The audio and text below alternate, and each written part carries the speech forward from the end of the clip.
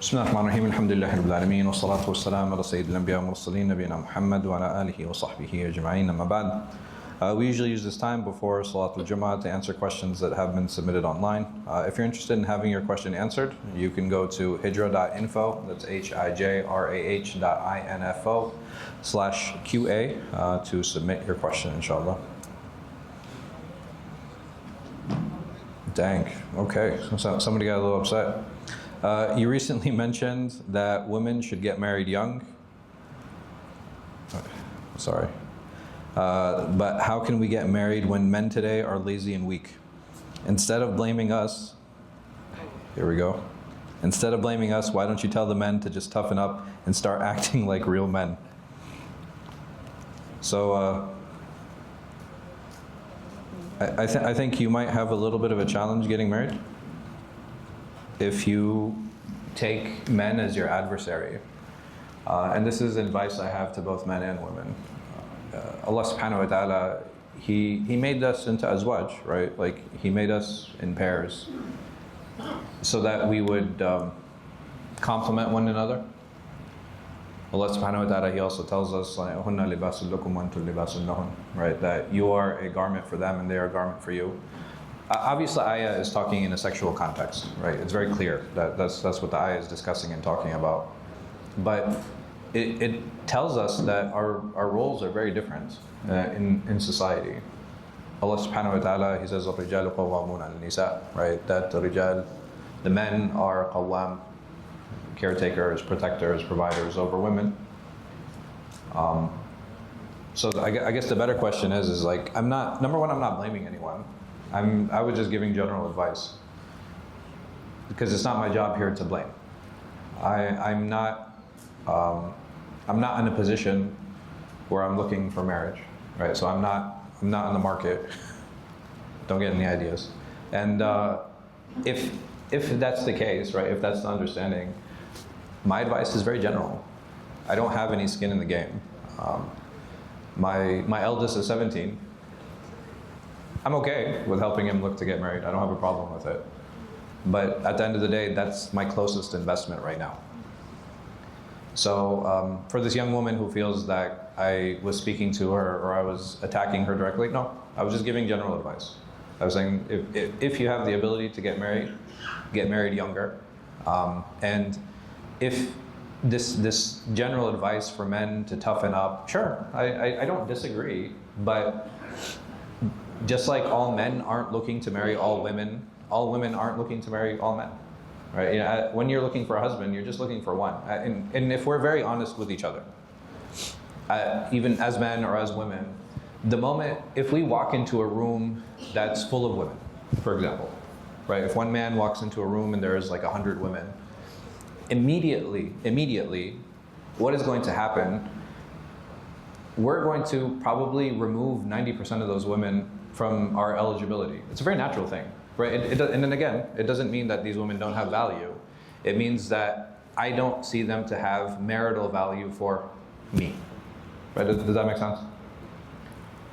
And I'll remove those 90 women, and from the remaining 10, there might be these 10. Why did I give them preference? Because I find them attractive, right? This is the first marker for most men. And then from those 10, I'll be like, okay, well, actually there's only 3 that I would consider to be a wife. And then from those 3, if I had conversation, it's probably only 1 or 2. All right, this is from a pool of 100. Then the same thing applies to women. If a woman walked into a room and there are 100 men, she's immediately going to eliminate 90 of them, right? It's a very natural thing. And if we understand that I'm only looking for one person, it's like, okay, well, if you feel 90% of men are weak, or you feel 90% of men don't have like mental fortitude, or they don't have the ability to lead, well, you're not looking for that 90%. You're looking for that 10%. And I think all of us are seeking the 10%. The question is, all right, well, okay, what if a man is tough? What if he has the mental fortitude? And there are men that exist like that. Just like there are women who are the opposite, right? So if a woman is seeking a man for his masculinity, are there not men who are seeking women for their femininity? Right? It's very natural. And for most men, what is a sign of being feminine is being agreeable, right? So if you come with this attitude and you're, oh, you need to be tough and you need to be this, I'm looking to marry a wife. I'm not looking to marry my mother, right? I don't need, like as a husband, as a man, the moment you start trying to mother me, I'm going to dismiss you or I'm going to stop listening. And this happens in many marriages, right? So forget looking to get married. If I'm looking to get married and I feel this woman is starting to mother me and tell me what to do and this and that, my advice to you as a man, and this is honest advice, don't marry that woman. Don't. Like immediately that should be a red flag and immediately you should step away. And if you're married and you're in a situation where your wife is mothering you, then you need to step up. That's all it is.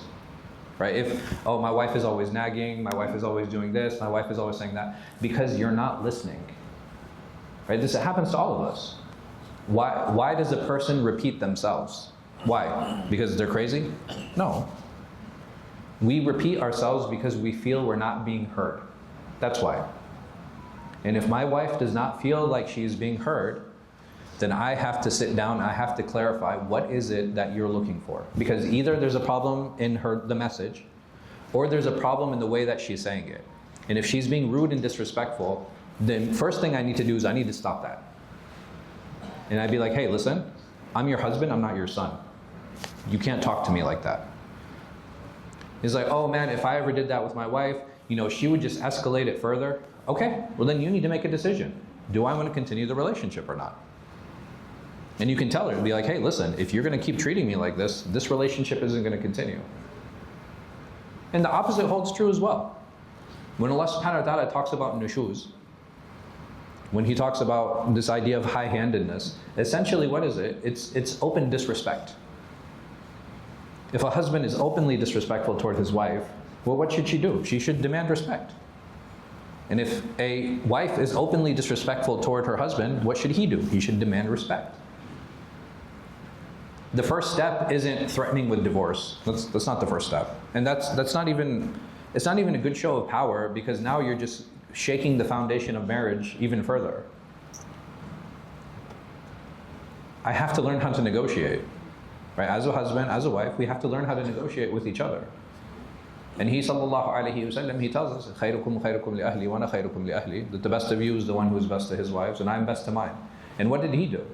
And when he felt like he was being taken advantage of, or he felt like he was being tricked, what did he do? He stepped away from his wife and he said, listen, I'm not going to talk to you until I get a fix in your behavior. And there's nothing wrong with that.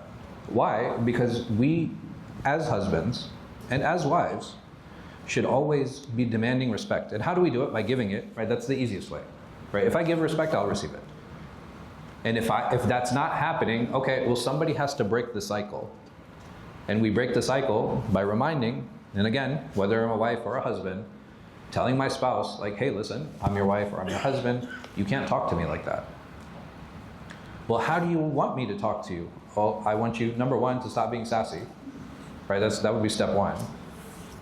The second step is, if there's something you need from me, ask. I'm your husband, I'm here to help, right? We're supposed to be a team.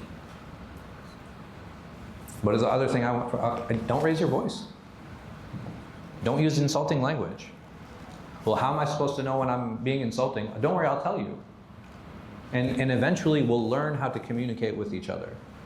And that's okay, right? Sometimes someone might, oh, I've been married for 10 years and I still haven't learned how to speak to my wife. Okay, that's a you problem. Figure it out, fix it. It doesn't mean that it can't be fixed. Just because I've been filling up the air in my tire the wrong way for the past 20 years, it doesn't make me right. What do I have to do? I have to fix the way I do it. Right? If I've been doing something for so long, we've always done things like this, it's like, that doesn't make it right. People have been worshipping other than Allah subhanahu wa ta'ala for thousands of years. That doesn't make it okay. Allah subhanahu wa ta'ala give us tawfiq.